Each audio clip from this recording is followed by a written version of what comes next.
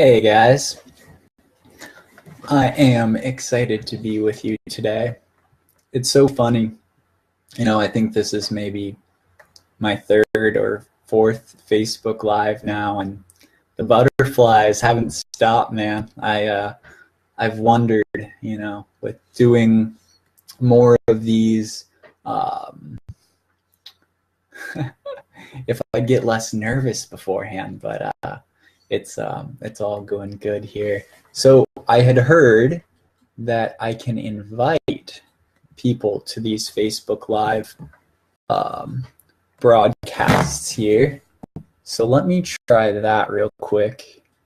Just basically invite everybody that I can see on my list here. Let a few people join.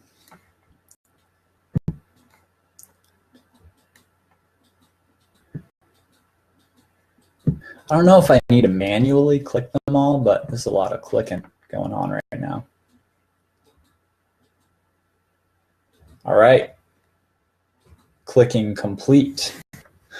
So I wanted to talk to you guys today about, nice, we got people joining in. There we go.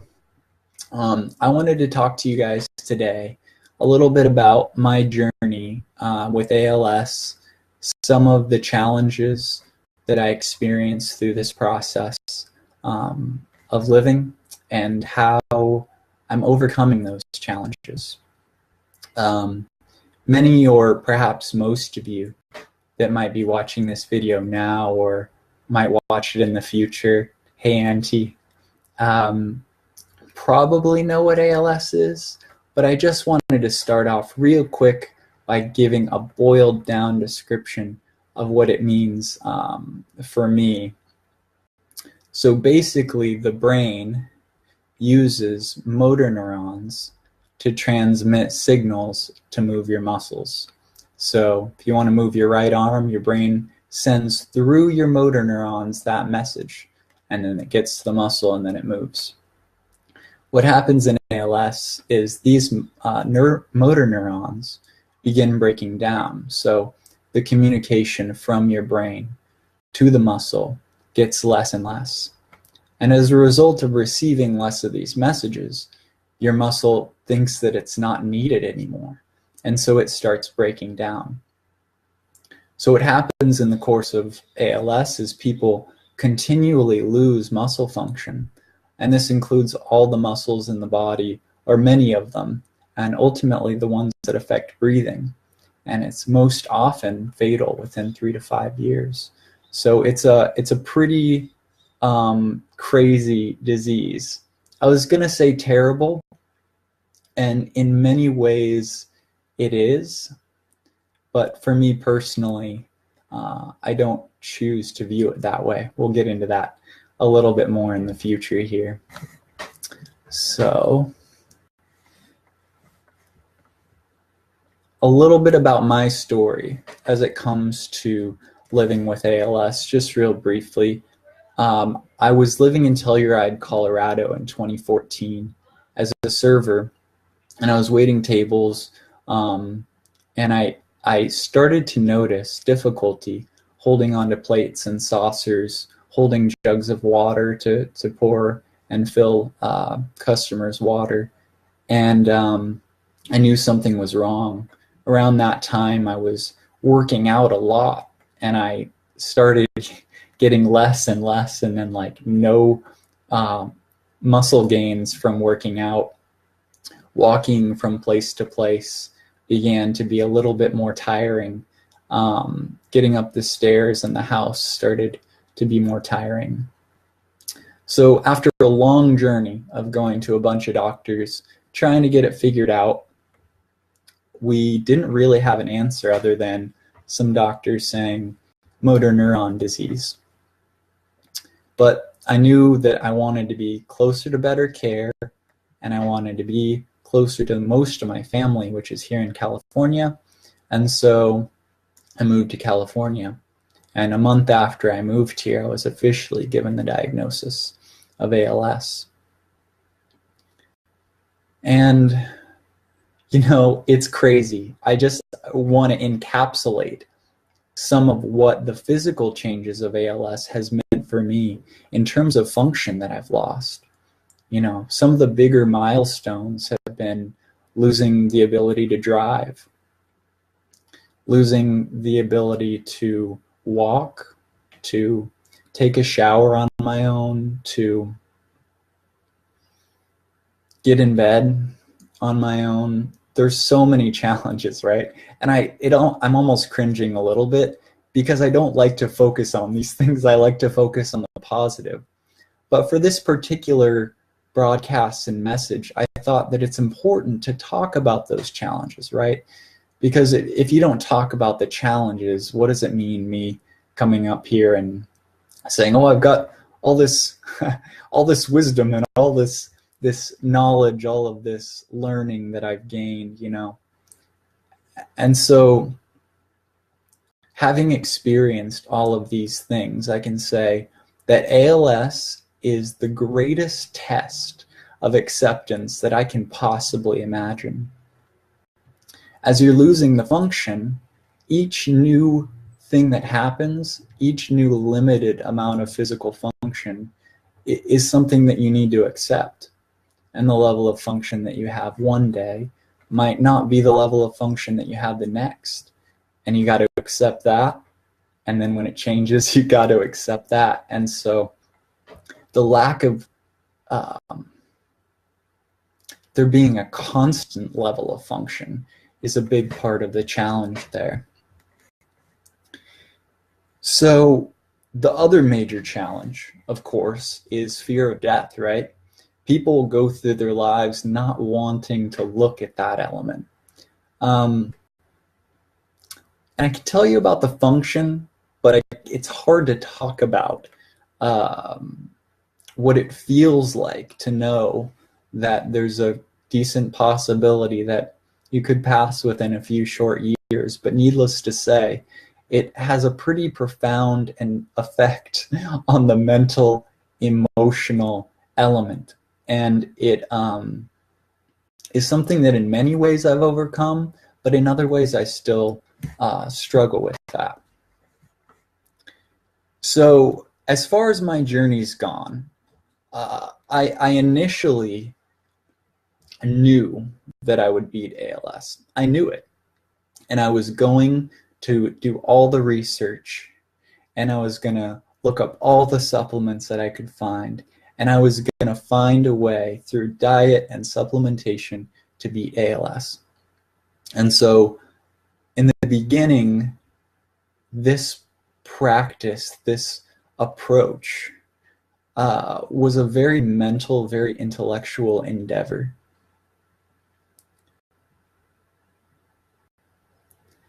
And I didn't realize it at the time, but I do now, that using my intellect so strongly was actually a way that I was covering up difficult emotions, the worry and the fear. I was using this certainty that I would beat ALS, and I've described it almost as a belligerence, because that's how it felt. I felt like almost I was daring anything to prove me wrong. Anyway, I had run out of supplement ideas at a certain point. I had done all the research, found all these supplements, none of them seemed to reverse it. And so then all of those emotions that I had been covering up through my intellectual pursuits of trying to find answers just rushed in. And there was a feeling of hopelessness that enveloped so much of my experience at that time. And after a few months, I just got tired of feeling like shit.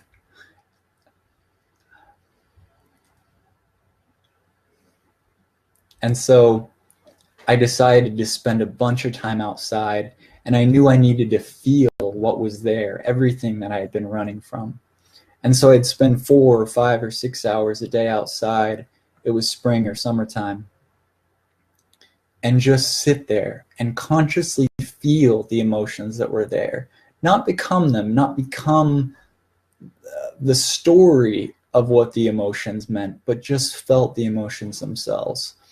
And I began to feel so much lighter and clearer after a time of developing this practice.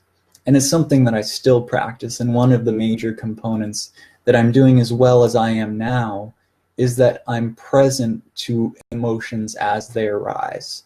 I'm not clinging to good emotions. I'm not trying to push away or stuff down bad ones. I let myself feel whatever arises, and then emotions flow through me as emotions are naturally supposed to do. I really have been focusing on my body, healthy eating, removing toxins, all that good stuff, keeping my mind basically from going overdrive, which it has so much of my life, through meditation and through being outside. And for me, there's a hugely spiritual component that is so much of the reason why I'm doing as well as I am. And I'm excited to be getting more into that part, because I think that's the true power of this story. Is I'm going through ALS and I'm more excited about life than I have ever been. I wake up in the morning saying, what's next? You know, like I know there's going to be challenges, but what's next? And actually being excited is so exciting. But anyway, real quick to the spiritual component. Not real quick as if I'm brushing over it, but getting back to center here. Believing for me in multiple lifetimes, or for anybody what they believe, if they believe kind of in heaven or whatever, I think anybody who's going through an experience like this, having a belief system that this experience is not it, is not all that there is such a comfort.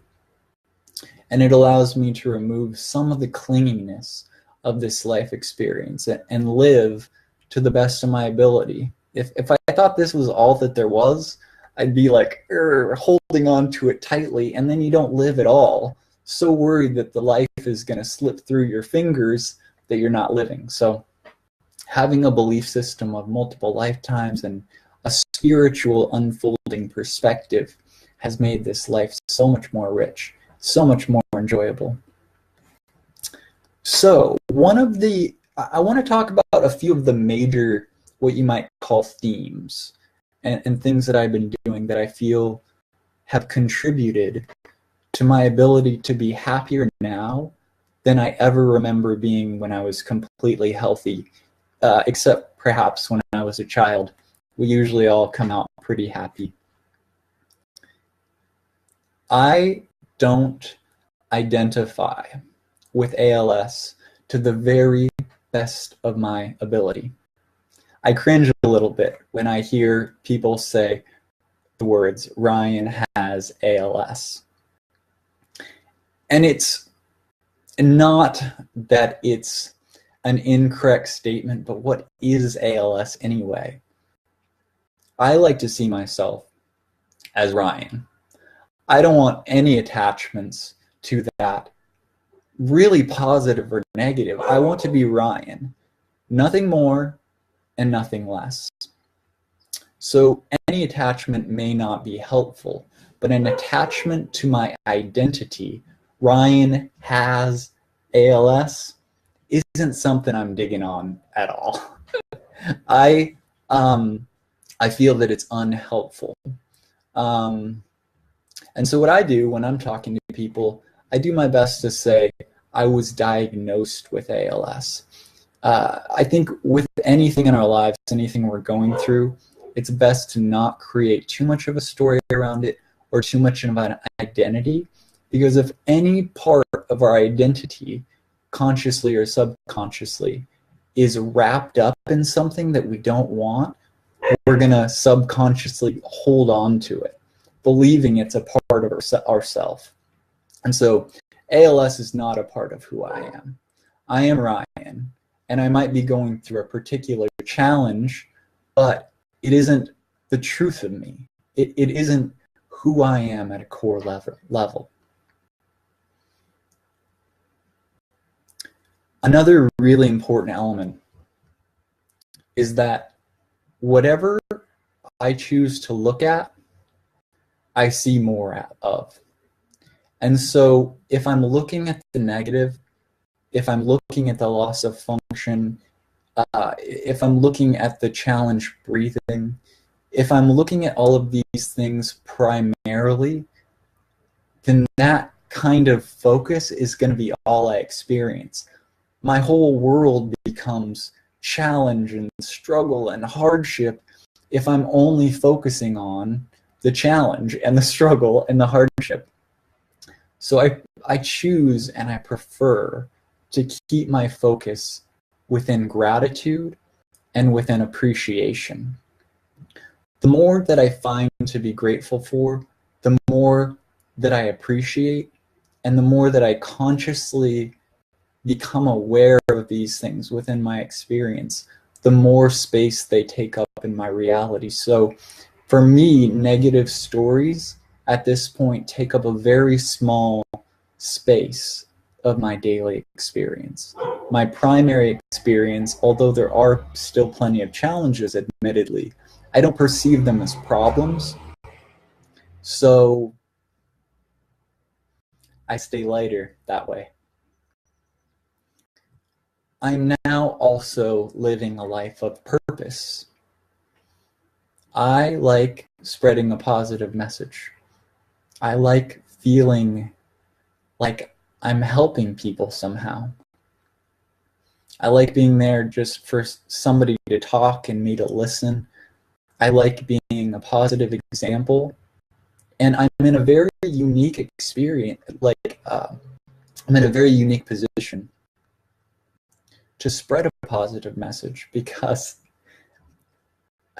anybody can throw out their 2 cents of wisdom, right? And so many of us do. But when somebody is going through such an intense challenge as this, and they find a way to rise above, that can help other people to see no matter what they're going through, there's a way for them to rise above that. There's a way for them to see the good. There's a way for them to move through and beyond and transcend the negative to find the truth of the positive that lies within and through that experience. And I'm just loving life right now. I'm super grateful for all these connections, for all of this unfolding. And, you know, up to this point, I've still continued to lose function, but that's not where I'm focusing, especially going back briefly to not having an identity around ALS. I kind of feel like ALS only has an identity that I give it. Limitation only has an identity that I give it. And I may still be, in some ways, unconsciously feeding the reality of limitation with my mind.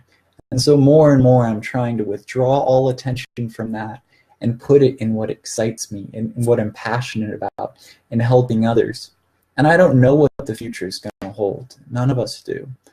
But that feels the best, and it feels the most aligned, and I know that I'm doing something right because I'm enjoying this experience more and more, and there's nothing that would please me more, nothing that I would find greater joy out of than getting to carry some of these lessons forward into a greater experience of wellness and physical well-being. Had some basic ideas of what to talk about, but I love this unfolding. And I know it was a lot. I think we're running pretty long here. I don't know. 20 minutes. So definitely kind of a long one. But let me read a couple comments here, and then maybe we'll log off in a few.